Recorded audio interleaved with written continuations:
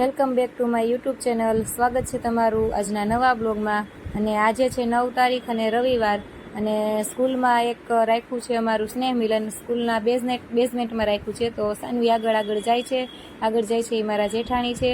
અને કોઈ પણ આપણે કાર્યક્રમની શરૂઆત દીપ પ્રાગટ્યથી પ્રાર્થનાથી કરતા હોય છે, તો અહીંયા અમે પણ આ કાર્યક્રમની શરૂઆત દીપ પ્રાગટ્યથી કરીએ છીએ। અમારે જો આવેલા છે ગેસ્ટ એ લોકો અને અમારા દાતાશ્રીઓ હસ્તકે અમે દીપ પ્રાગટ્યનું રાખ્યું છે। ત્યારબાદ અમે ઇનામ વિતરણ કાર્યક્રમ પણ રાખ્યો છે સાથે સાથે। તો નર્સરીવાળા બાળકોને અમે બોટલ આપીને પ્રોત્સાહન માટે પહેર્યા છે। તો મારા સસરા છે મગનભાઈ સોરઠિયા, એના હસ્તક દ્વારા ઇનામ આપવામાં આવ્યું છે। ત્યાર પછી આ મારા ગામના એક પાર્થભાઈ છે, એમને અમને એજ્યુકેશન વિશે સરસ મજાની માહિતી આપી હતી, અને સાથે સાથે એન્કરિંગ પણ એ કરતા જાય છે।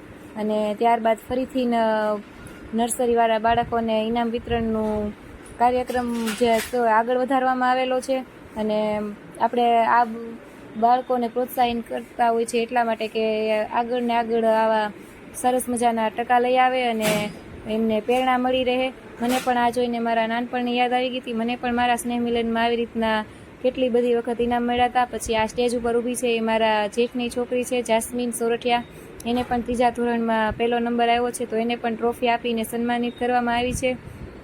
જો મિત્રો, એમને પણ ટ્રોફી આપે છે અમારા ગામના એક વડીલ હતા એ। પછી આ કિરણબેન છે, તેમને પણ અમને સરસ મજાની એમના છોકરાઓને કરિયરની કેવી રીતના ચોઈસ કરી એ બધી માહિતી આપી હતી। અને એમને એક સરસ વાત અમને એ કરી હતી કે આપણે આપણા છોકરાઓનું કમ્પેરિઝન ક્યારે પણ કોઈ સાથે ન કરવું જોઈએ, એ વાત એમની મને ખૂબ ગમી હતી। ત્યારબાદ આવે છે ભોજન સમારંભ ચાલુ થાય છે, એટલે અમારે ભોજનમાં જો પાણીપુરી ઉપર બાયું તૂટી પડી છે। પાણીપુરી મહિલાઓને બહુ ભાવતી હોય છે, અને અમે તે પાણીપુરીમાં ટ્રાફિક હતી એટલે ડીશ લઈને આગળ વધ્યા છીએ। મંચુરિયમને એવું હતું, તો પછી મેં કીધું ચાલો પહેલાં એ ખાઈ લઈ, પછી અમે ડીશ લઈ લીધી છે। મંચુરિયમ, જલેબી, રબડી, ઢોસા અને આ બધું હતું, એ બધું અમે ખાઈએ છીએ। અને પછી કીધું છેલ્લે પાણીપુરી ખાવું ત્યાં ટ્રાફિક ઓછી થઈ જાય। તો જો મિત્રો, સરસ મજાનું ભોજન છે, મમ્મી પણ બેસી ગયા છે।